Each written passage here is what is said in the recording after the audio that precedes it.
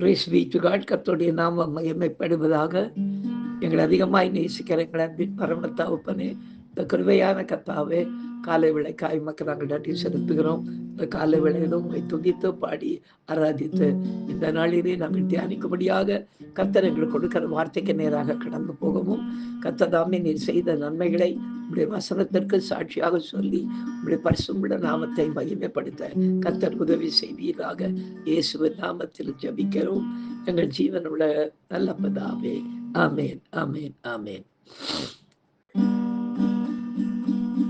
அதிசயங்கள் செய்கிறவனும் அருகில் இருக்கிறார்.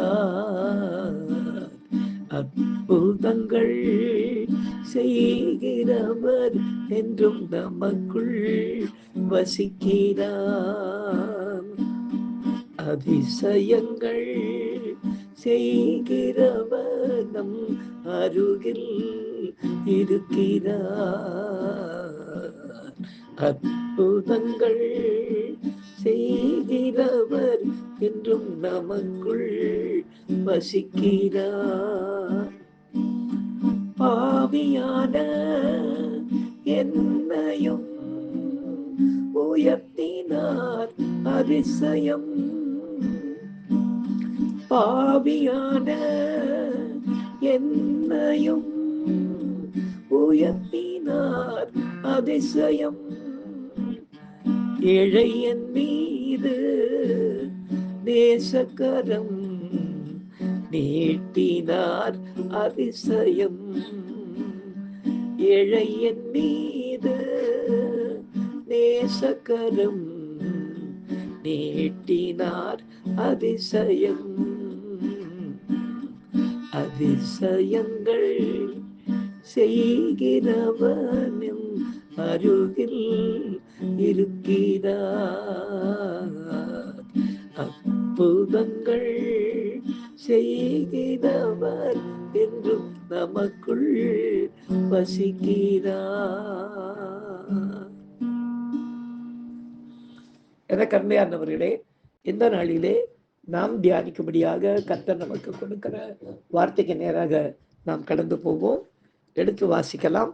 2 நாளாகமம் 14ஆம் அதிகாரம் 11ஆம் வசனத்தை நாம் வாசிக்க கேட்போம். ஆசா தன் தேவனாகிய கர்த்தரை நோக்கி கூப்பிட்டு, கர்த்தாவே, பலமுள்ளவனுக்காகினும் பலனற்றவனுக்காகினும் உதவி செய்கிறது உமக்கு லேசான காரியம். எங்கள் தேவனாகிய கர்த்தாவே, எங்களுக்கு துணை நில்லும். உம்மை சார்ந்து உம்முடைய நாமத்தில் ஏராளமான இந்த கூட்டத்துக்கு எதிராக வந்தோம். கர்த்தாவே, நீர் எங்கள் தேவன், மனுஷன் எங்களை மேற்கொள்ள விடாதேயும் என்றான் என்று எழுதப்பட்டிருக்கிறது. எனக்கு அருமையானவர்களே, ஒரு காரியத்தை செய்து முடிப்பதற்கு கர்த்தர் நம்முடைய பலத்தை, அதாவது மனுஷர்களாகிய நம்முடைய பலத்தை அவர் நம்புகிறதில்லை. அவர் சகலத்தையும் செய்ய வல்லவர். அவர் செய்ய நினைத்தது தடைப்படாது என்றும் வேதம் சொல்கிறது. ஏனெனில் தயவுள்ள சித்தத்தின்படி, அதாவது தேவன் தாமே ஒரு ரட்சிப்பை உண்டு பண்ண வேண்டுமானால் அவருடைய சித்தத்தின்படி விருப்பங்களையும் செய்கைகளையும் நமக்குள் உண்டாக்குகிறவராய் இருக்கிறது என்று பிலிப்பியருக்கு அப்போஸ்தலனாகிய பவுல் நிருபத்தில் எழுதியிருக்கிறதை நாம் பார்க்கிறோமே. எனவே எந்த நேரத்திலும் எந்த சூழ்நிலையும் ரட்சிப்பை உண்டு பண்ண அவர் வல்லவராயிருக்கிறார். அவர் செய்ய நினைத்ததை ஒருவராலும் தடை செய்ய முடியாது. நமது வாழ்விலும், ஏன் நமது ஊழியத்தின் பாதையிலும் கூட அவர் செய்ய நினைத்ததை செய்து தாம் தேவன் என்பதை நிரூபித்து காட்டுவார். நாம் நினைப்பதற்கும் வேண்டிக் கொள்கிறதற்கும் மேலாகவும் அவர் காரியங்களை செய்ய வல்லவராயிருக்கிறாரே. இப்படியாய் நடந்த இலங்கையில் நடந்த ஒரு காரியத்தை இன்றைக்கு நாம் சாட்சியாக கேட்போமா? கர்த்தருடைய நாம மாத்திரம் இந்த சாட்சியின் மூலமாய் மகிமைப்படுவதாக. ஏறக்குறைய ஒரு 17-18 ஆண்டுகளுக்கு முன்பாக நான் இலங்கைக்கு போக வேண்டும் என்ற கர்த்தருடைய சித்தத்தின்படியாக கர்த்தர் என்னை இலங்கைக்கு கொண்டு போயிருந்தார். அப்பொழுது நான் கொழும்பிலே போய் தங்கி இருந்த அந்த வேளையிலே ஆண்டோடைய பெரிதான கிருபையினாலே அங்கிருந்த போதரிடத்திலே நான் கேட்டேன், பிரதர், இங்கே பக்கத்தில் இந்த கிளிநொச்சி, அதாவது விடுதலை போர் நடந்து முடிந்த நேரம் அது. அப்போ இந்த ஈழப்புலிகள் எல்லாம் இறந்தோம் போய் அங்கே பெரிய பெரிய பிரச்சனையாக இருந்த நேரம் அந்த இடத்த போய் நம்ம பார்க்க முடியுமான்னு அப்போ ஒரு பாஸ்டர் சொன்னாங்க, அங்கே இப்போ அலோவ் பண்ணுறாங்களா என்னன்னு தெரியலங்க பாஸ்டர். ஏன்னா அங்கே ரொம்ப மோசமான ஒரு சூழ்நிலையில் ஜனங்க இருக்கிறாங்க, நம்ம போய் பார்க்க முடியுமா, நீங்கள் விரும்பினா நம்ம போகலாம் என்று சொல்லி அந்த நடிகை இரவு ஒரு 11:30 மணிக்கு ஒரு பஸ் பிடிச்சி போய் காலையில் போய் நாங்கள் கிளிநொச்சியில் போய் நாங்கள் இறங்கினோம்.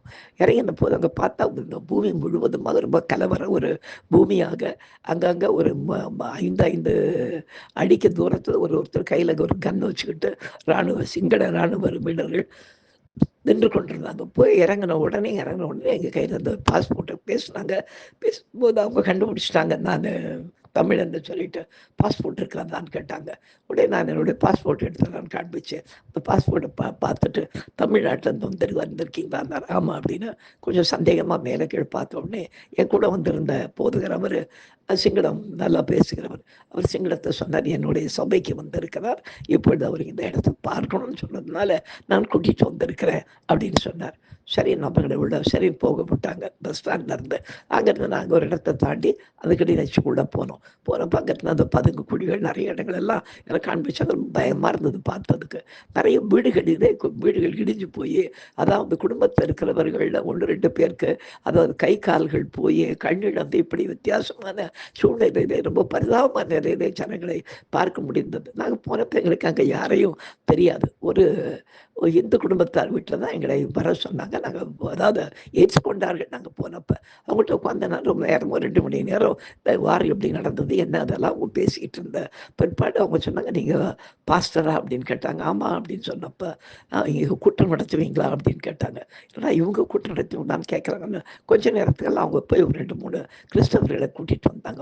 அவங்களுக்கு எங்களை பார்த்த உடனே ரொம்ப சந்தோஷமாக போச்சு.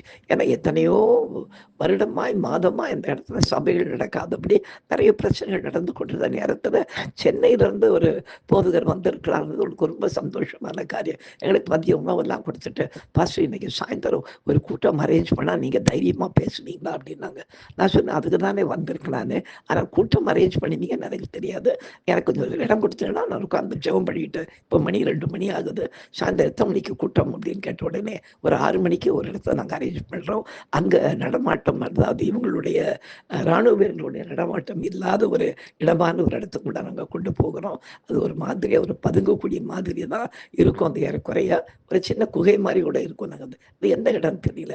சரி நான் உங்களோட சேர்ந்து அந்த நாளிலே அன்றைக்கி மாலை ஒரு 6 மணிக்கு நான் கிளம்பி போனேன். நானே என் கூட வந்த போதகர் திமோத்தி ஞானசேகர் என்பவரும் 2 பேருமா சேர்ந்து நாங்கள் குடும்பம் வந்தவங்க, நான் அவரெல்லாம் சேர்ந்து அங்கே இடத்துக்கு போனால் கிட்டத்தட்ட அவ்வளோ சீக்கிரம் எப்படி யாருக்கு சொன்னாங்கன்னு தெரில.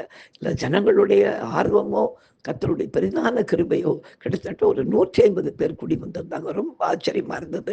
ஒரு சபை அளவுக்கு ஜனங்கள் சேர்ந்த பிற்பாடு சின்ன சின்ன இன்ஸ்ட்ருமெண்ட்ஸ் எல்லாம் கூட கொண்டு வந்திருந்தாங்க, ஹார்மோனியம் அந்த மாதிரிலாம். அதை வைத்து அந்த நாளிலே நிறைய பாடல்களை பாடி தேவனை துதித்து ஆராதித்து என்னுடைய சாட்சின்னு சொல்லி நான் இங்கே வந்த நோக்கத்தையும் அந்த நாளிலே வெளிப்படுத்தி கர்த்தருடைய வார்த்தையை அந்த நாளிலே அந்த அவர்கள் மத்தியிலே பிரசங்கிக்கும்படியாக கர்த்தர் கிருபை செய்தார். முடிந்த பிற்பாடு நிறைய பேர் வருகிற சூழ்நிலையிலே ஆண்டவரை ஏற்றுக்கொள்ள கர்த்தர் உதவி செய்தார். எனக்கு அருமையானவர்களே, இன்றைக்கு நாம் வாசித்த பிரகாரமாய் பலமுள்ளவனுக்காயிரும் பலனற்றவனுக்காயிரும் உதவி செய்கிறவருக்கு மிகவும் லேசான காரியம். ஏராளமான ஜனங்கள் நமக்கு விரோதமாக அங்கே நின்றிருந்தாலும் கூட அந்த இடத்திலே ஆண்டவருடைய நாமத்தை மகிமைப்படுத்த கர்த்தர் அந்த நாளிலே கிருபை செய்தார். கர்த்தர் இந்த சாட்சியின் மூலமாக மகிமைப்படுவாராக.